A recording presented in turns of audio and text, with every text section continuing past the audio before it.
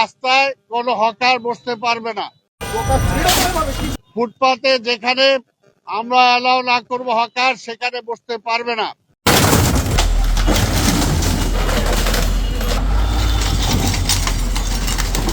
আপনারা জানেন ঢাকা মহানগর দক্ষিণ আসলে এমন একটা এলাকা যেখানে ভাসমান লোকজন সবচেয়ে বেশি এবং হকার সমস্যা এখানে প্রকট।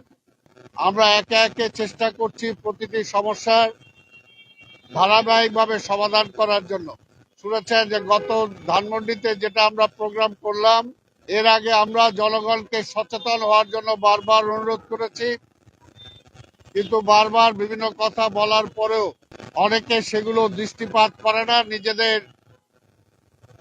সচেতন হওয়ার জন্য চেষ্টা করে না। এটার জন্য আমরা যৌথ অভিযান শুরু করেছি।